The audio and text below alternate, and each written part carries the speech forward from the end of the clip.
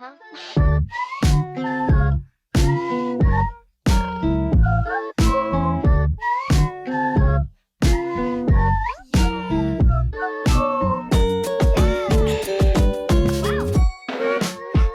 cups on my bedroom floor. Doing much worse than I was before. Hey everyone, welcome to the newest episode of On That Note with Parker Whirling. Today's guest is an indie pop singer-songwriter who released 3 pop bangers last year, one called Sippy Cup, the other called I Think I Want to Be Alone, and the very first one, No Friends. Before we start this episode, please make sure to like and subscribe to the podcast on YouTube, Apple Podcasts, and Spotify. You can also follow us on Instagram at onthatnote_podcast. And on that note, please welcome Mazie. How's it going? It's going really well. I'm excited that I get to talk to you here. I love your setup here, by the way. Thank you. This is the studio in our house. A bunch of us use it, so we're very lucky. Gotcha. Do you live with a bunch of creatives? I do. I actually, I live with a producer, and then I also live with, the person who runs my day-to-day at the label I'm on, so it's a very interesting setup. Gotcha. That's cool that you have a shared space where you can all kind of utilize the same resources. Yes, it's really, really great. Cool. Well, I'm sitting here with Mazie. Thank you for joining me for an episode of On That Note. I'm excited to have you here.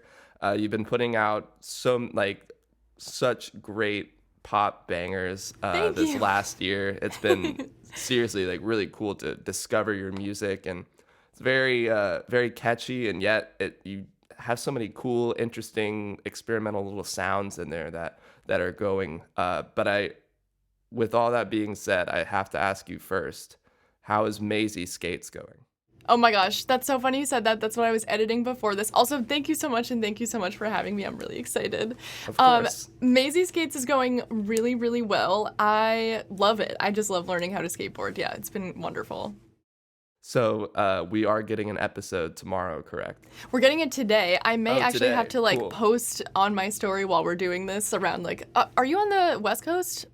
Yeah, I am. I'm in Los Angeles. All right, perfect. Yeah, I'll probably have to post around noon if we're still on. Yeah, that's all good. We'll probably be done by then anyway. Okay, perfect. Or we'll get you live streaming it, Perfect for content. Exactly. But that's awesome that you've been skating and keeping up with that. That was kind of fun to watch. I saw you at the skate park and all the other skaters showing up at early and Sunday, and I'm like, that is my personal nightmare. Oh yeah, I was like, I'm out of here. I can't do this. This is so scary. But you're very good. You've progressed really quickly. It's cool to watch. Thank you. I just really want to learn an ollie. That's my biggest thing. Yeah, I just need to do it.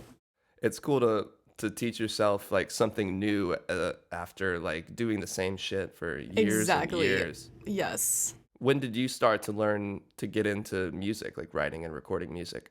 Oh, so I really started when I was 10. My grandmother and mom gifted me voice lessons. So I started singing. I started being classically trained when I was 10 years old. So I sang opera all the way up until I was about 18, and I was doing vocal jazz and classical piano in that time as well. But I got into recording music when I was 15. I've been writing music for as long as I was being trained in voice and everything. And then I discovered that my neighbor had a recording studio in his basement. I think I was 15 at the time and he was 19. And I just went over there and I played him some of the stuff I was writing, and we decided to work on an album together. So we did that through my junior year of high school and released it on CD. We never put it on a streaming platform. I don't know what we were doing. We released it via CD to our friends and family. And yeah, that producer Ely has actually been my exclusive producer since then. We did not put it out on streaming services. We made CDs and sold them to our friends and family. I don't know what we were doing, but the guy I produced it with, my neighbor Ely, has actually been my exclusive producer for the last 5 years. We have been working on my music exclusively together, and it's been amazing. Yeah, so a very lucky circumstance, I guess. What does that writing process look like for you guys? Do you bring a song to him and then he kind of helps produce it out? It's a mix of things. It's just like a mixed bag of stuff. So basically, okay. So Ely, sorry, I'm like stumbling. Ely is also an amazing writer, in as much as he's an amazing producer. So much of the writing is collaborative. So sometimes it might start with me having an idea by myself, or sometimes he starts an idea on like producing it out. But usually everything comes together in the studio, and we just collaborate on everything. Gotcha. So you guys get together and the minds meld, and that's when kind of the Yes, magic happens. exactly. Yes. Cool. And I saw that he also played a part in like directing your music videos, and that you have a similar, or like, it seems like you have a team that gets I together to help make your music videos. How does that work for you? It's been incredible to say the least. So I feel extremely lucky because Ely is just such a powerful creative person. And he met a friend of his, Cass, at NYU when he was going there for grad school. Cass is just an extremely intelligent person. She like is an amazing A&R. I don't know. She just is so versatile in her capabilities. That's my roommate who I live with. So she basically, and they decided they wanted to run a label together alongside Ely's manager, who is amazing and also so smart. Yeah, so they made a great team together and they decided they wanted to build out this independent label called Good Boy. So that's my entire team. Like, it is literally like my roommate Gabe. He's on every single video as well, and pretty much at every shoot, anything, honestly, he's always there. So yeah, it's John, Ely, Cass, Gabe, and myself running everything. And yeah, it just works so well. We just, I don't know, sit together, get together, work out the treatments, work out the set design, and yeah, and then the day of the shoot, we just kind of freaking wing it. We just see what happens. Hey, for winging it, your music videos are awesome. They're so Thank colorful you. and well put together and everything. Like, I especially love the I Think I Want to Be Alone Oh, thank music you. video. The part with the phone and the sliding, like I don't Oh know how my, you did the practical scrolling oh thing. my gosh. Let So me cool. explain. Thank you. So that is not me. It's Ely's sister Alex. I don't know what is going on in their gene pool, but they are amazing creatives. But yeah, Alex is like an amazing painter and visual artist. And she just came into the room while also worked on the I Think I Want to Be Alone video. And she came into the room and was like, guys, I just made this. I don't know if you want to use it or not. And then showed us like the feed pulling through the phone, and we were like, are you kidding? That is so awesome. That was hands down our favorite part of the video as well, because we were just like, oh my god, I can't believe we're doing this. Yeah, such a Yeah. cool practical effect. And your music videos, I mean, it doesn't seem like it's got this big budget to them. It's like you guys have such a DIY aesthetic that Yes. really, I think, adds to the character of the whole song. Do you Thank have you. any advice for other artists that are a looking to find kind of a creative team like you found, or just a group of people who are kind of like-minded in a way that all want to get things done creatively? But also, do you have any advice for kind of the DIY aesthetic of things? Absolutely. I personally love the DIY aesthetic more than anything else. You know, I'm all about like very high budget, well refined videos, but especially for like new artists entering, it's so authentic and raw to see like just them putting together the visual content. It just seems way more genuine than just getting a budget and having someone hand you a treatment. And there's nothing wrong with that. It's just different.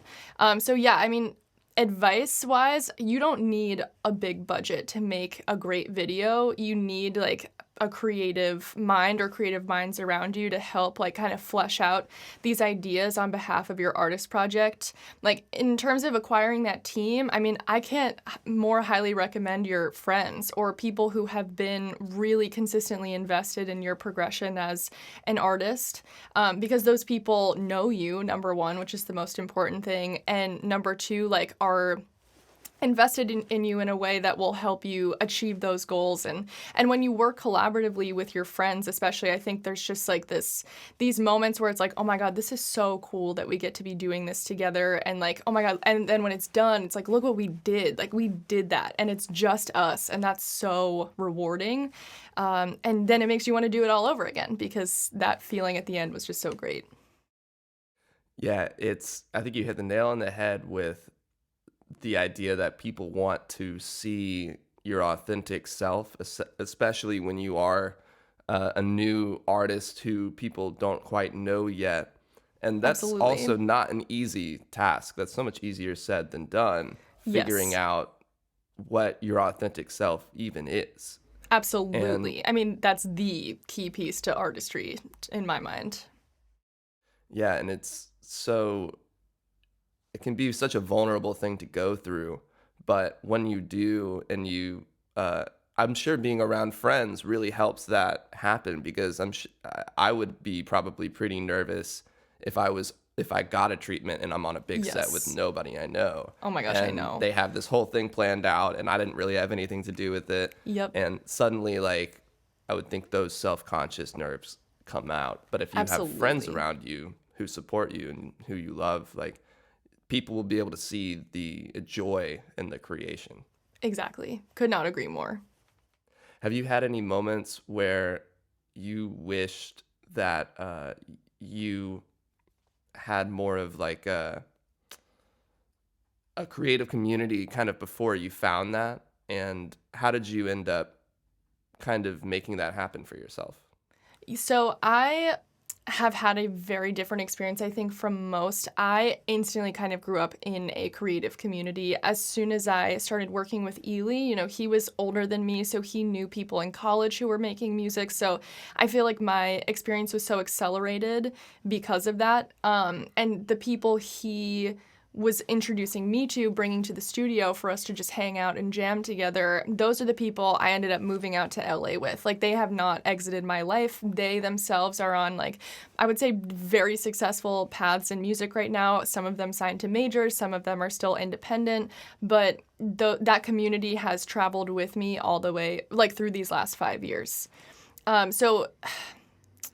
But I guess for advice-wise, to make it, because I was just very fortunate to be in the right place at the right time, centering yourself around like-minded individuals is a really great first step, and putting yourself out there. And I think the internet is only going to be more present in our lives and will provide more access for creative people to connect with one another.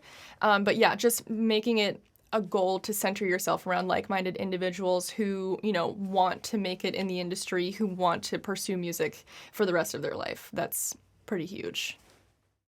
Great advice. And it's amazing that because we have the internet, and if you want to surround yourself with those creative, like-minded people, you don't have to know them in person. Exactly. Like, it's so easy now to just, I mean, I reached out to you over Instagram to do this. Like, it's so, get out of your own way when it comes to getting, meeting people online. And like, you never know what kind of just friendship you can make, but, collaborative partner as well. Exactly. And also, like, it can start by being a fan of someone's work. I mean, I make it a point to follow a ton of visual artists. And it's just like, hey, I'm me. I love the things that you're doing. Let me know if you ever, are interested in working together. And then you just end up creating those relationships from there. True. And yeah, you don't have to, only do that when you're on the lookout for someone. Exactly. It's actually very helpful to just be a fan of somebody. And I forgot who I was talking to. I think it was Noah or the Toast. My last two episodes, one of them said to just be a genuine fan of the people that you want to work with, and don't expect anything. Just be a fan, and when the right time comes, it'll come. Yes, 1,000%. And I think also, just kind of riffing off of that, like, when you are a genuine fan, there's like a lack of ego there and a lack of competition. It's an authentic, like, I really look up to you and appreciate the work that you're doing. So I don't know. I think that always just breeds really great relationships. Yeah, I think maybe some people can think that that's like coming on too strong, but I think for the most part, people understand the difference between, a genuine praise and like someone who's trying to like, I don't know, just try to get with you to. Absolutely. Yes, And I was reading online that on your interview with Lady Gun that you went to school for music business. I did. And you also said that you felt like every artist should know a little bit about copyright and music publishing laws. So, Yes. since you've gone through the whole curriculum of it, what would you say is the number one most important thing, if above anything else, that every artist know when it comes to copyright and publishing? I don't even know if it's specifically copyright and I say copyright and publishing because you need to understand the splits on like the master and on publishing when you're making music together. That's even people in the music industry kind of don't understand that. It's difficult to navigate like how much is a point on the master worth versus like sharing splits on sharing percentages on publishing. Those are important things to understand. But I would say the most important things are to understand a little bit of contract jargon and what like your percentages, like what those percentages of your income and what your worth are. Sorry if that's like doesn't make any sense, but just like understanding contract jargon enough to understand what people are asking for if there's a contract placed in front of you, and then understanding ways to make money that isn't an advance from a label, like your revenue streams. That's the best thing for a young and independent artist to know. Right, because advances, they're really just loans, It's a right? loan. The labels are a bank. And I don't think people understand that because there's just like a very romanticized perspective of what a label is in pop culture and whatever. I would say most artists, most developing artists, have a very negative experience on a label because it's extremely difficult to be prioritized in your artist development when you have huge other artists on the label like the Ariana Grandes, the Doja Cats, etc. of the industry right now. That will always be the priority for the label. So it's hard for them to make really deep investments in you and provide you, I don't know, a lot of assistance, I would say, in your artist development when their priority is those breadwinners. Makes sense. There's a pecking order. Absolutely. Do you have any advice for someone who maybe is getting approached by a record label who's a newcomer who hasn't really been approached by this? Like, what's a good deal that they would want? What's a deal that would be like not okay? How should they know? Do I want to sign? Do I not want to sign? For me, it always comes down to ownership of your music, and that's a big decision to make, right? Because most labels, especially within the major label system, they're going to want your catalog. They're going to want to own that in perpetuity. And like you need to understand what that means if you don't have ownership of your masters. That means like you probably won't get to sign off on like how that music is going to be used in the future, and you're never going to see royalties from that when they own your master. Like conversely, if you're doing a licensing deal where you're licensing the music to them and then the ownership of the master returns to you, that means that the label can invest less in you. So I would say if you want to license your music, then you should probably be a very self-sufficient and self-sustaining artist in order to be like, I don't need the label to step in as much as they are, so I can retain my ownership. Yeah, that's the... If that makes sense, I hope it does. It does. Yes, it does. Is there a direction you wish to see this industry, particularly when it comes to ownership of your masters and things like that? Is there a direction you'd like to see it go? I would just like to see more transparency from the labels and more transparency towards the language that is in those contracts. It's really, really hard to navigate, and it's very gate kept. Like, so much of the industry is gate kept. So I would just like to see more transparency and more, I don't know, effort to explain what labels are actually asking for and what they're actually going to participate in when you do sign. Because when you're talking to A&Rs, they're going to tell you every single thing you want to hear as a means to get you signed, but you have to understand that they are literally saying that to every person they've ever talked to that they've been A&Ring. Like, you are not really that special or that unique, and you probably won't be a global superstar because only if a handful of people can.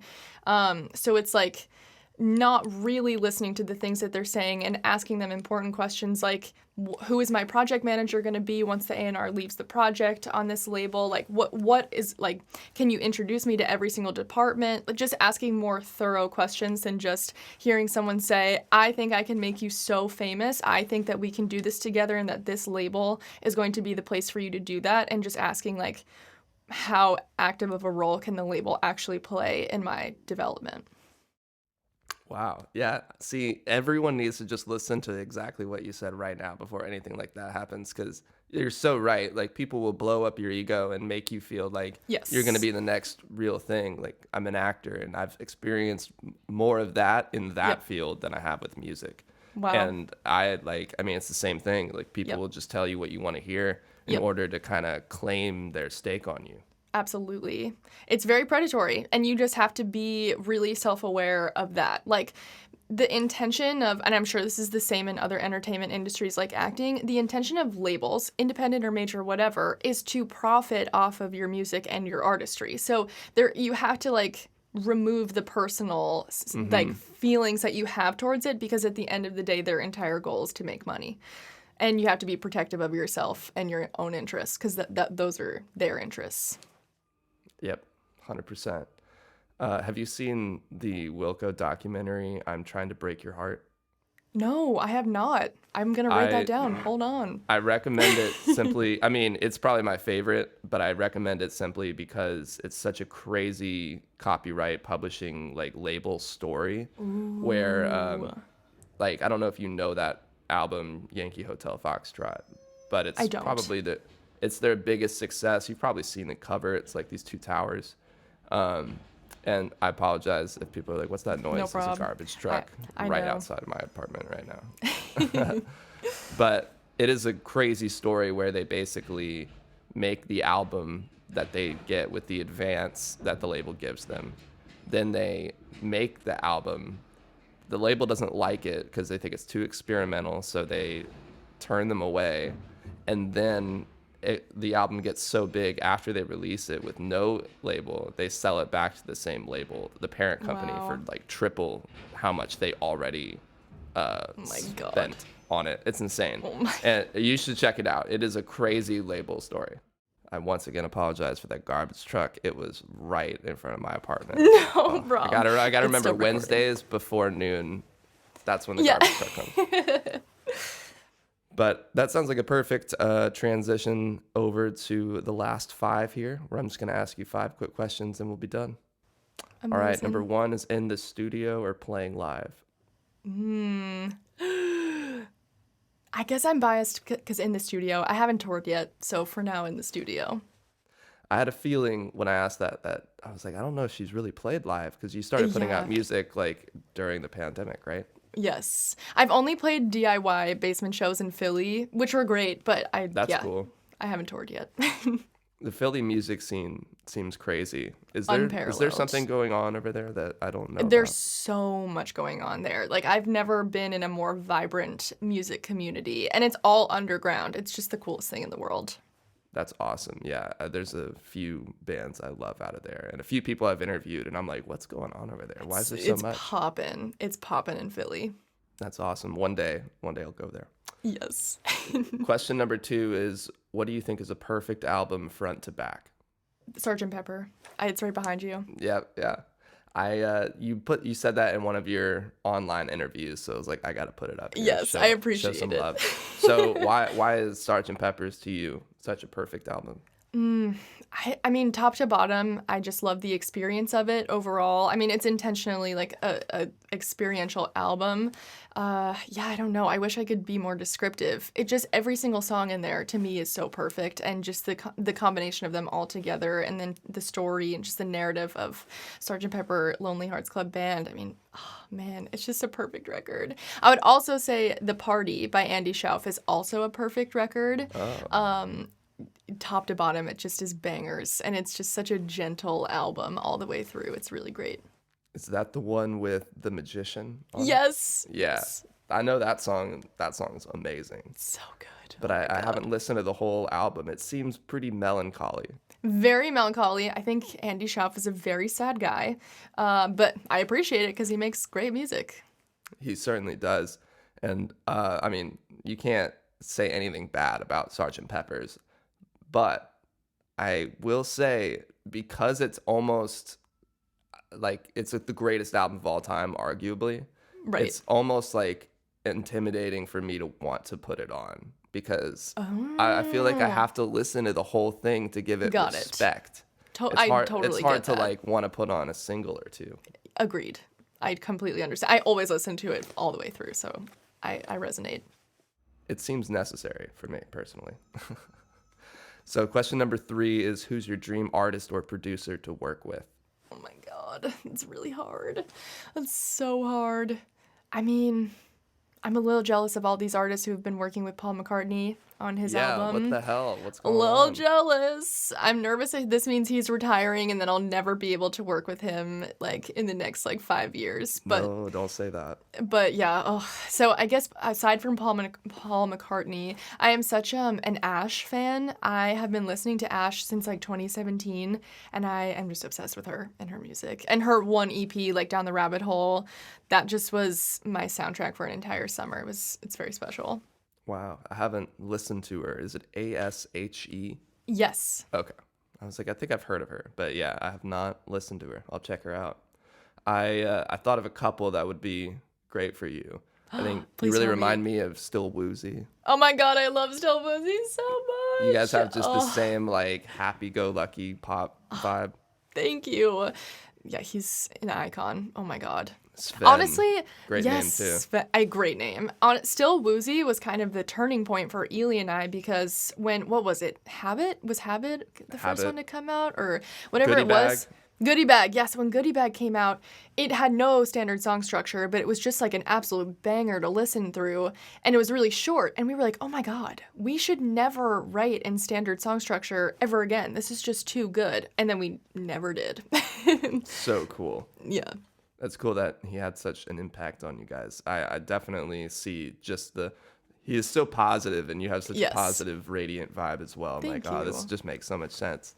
But on the opposite end of the spectrum, kind of the darker side, do you know Jockstrap? I don't. That is somebody to check out. It's a guy and a girl, and I think basically mainly the girl sings and the guy kind of Okay. produces out the stuff. But holy shit, So like, cool. Oh my they're god. they're so out there too. Like they have really kind of darker songs, and then Okay. some that are more poppy. I can't remember whatever the second song on the EP is. Okay. Like reminds me of something that you would do and you can cover. So Amazing. I just I'll wrote send that you a down. link Thank you. after. Thank you. Yeah, I think you'll dig it. Question number 4 is, what's on your musical rotation right now? Oh my gosh. Okay, let me just read it and let me go on Spotify right now. In my March, it's Only My Friends. So another piece to this is moving out here with all my friends who make music. I just am kind of blessed to be around so many people who are putting out great music. So right now, it's definitely the Photo ID Dominic Fike remix, Remy Wolf, Dominic Fike, and Solomonophonic. So good. 23 by Wallace, Hardcore Happy, The Blossom. I'm absolutely loving the new Silk Sonic single that came my out. God. Oh my So god, good. it's so good. And I also just love, sorry, I'm blanking on everything. Pistol Whip by, oh my gosh, Spill Tab and Marinelli. It's so good. Spill Tab and Marinelli. Yeah, Yes. didn't Marinelli just put out Oh God? He did. I'm in the music video. Oh, are you serious? No way. Yeah. Okay, I have to go watch it. I haven't. Yes. I heard the song. I thought it was really good, but I didn't watch the music video. Yeah, I don't know if it's out yet. Maybe it comes out Friday. I don't know. But yeah. Oh, okay. Well Yes. then, yeah, I'll be patiently waiting. Well, the last question here is a little specific to you. Okay. And I don't know if it'll be hard for you or not, but can you rate the One Direction members' favorite to least favorite? Oh, the easy. Number 1, Harry Styles. Number of course. 2. I had a feeling. Yeah, of course. Yeah. Number 2, definitely Niall. Number 3, Zayn. Number 4, Louis. Number 5, Liam. Very easy. I feel Yeah. like that's the right answer. Like Thank I feel like you. most people would agree with you. Maybe the Oh, Zayn and Niall might switch. Yeah, I guess it's just For Niall someone. is so wholesome. I don't know. But I did like that Zayn was speaking out against the Academy. Like, that was pretty cool. So Did he really? They're tied, yeah. I didn't Just hear that he about would be boycotting the Grammys or whatever. I don't know. Right. Yeah. Yeah, that whole thing is interesting, especially with The Weeknd just being like, Oh I'm my never God. going to the Grammys again. Nor should he. Nor should he. Yeah, that's such a. I mean, I agree. You know, like I think everybody at this point kind of realizes the Grammys are just. I mean, they're just awards. Like it doesn't mean anything when it Yes. comes to culture. Like if you're gonna Yes. stay, you know. Yeah. I mean, we knew that when the freaking Heist won. So. Yeah, that was such a Yeah. such a robbery, such a highway robbery. Yeah. Wow. Like, damn, the audacity. But For real. yeah. Do better, the Academy. Yes. Awesome. Well, Mazie, that concludes our time here on That Note. Thanks for Yay. joining me for an episode. Everyone needs to go Thank check out you. your discography on Spotify, Bandcamp, all that great stuff. And yeah, thanks again for coming on and talking about your creative process. Thank you so much. This was so fun. It was great meeting you. Great meeting you too. Yeah, have a great day. I'll Yay. talk to you later. Talk to you. Bye. 'Cause I don't have no fucking friends. Thank you again for joining me for another episode of On That Note with Parker Whirling. If you haven't yet, please make sure to like and subscribe on YouTube and Apple Podcasts, and you can even leave a comment down below to let me know who you're listening to. On that note, I'll see you guys next time. No fucking friends.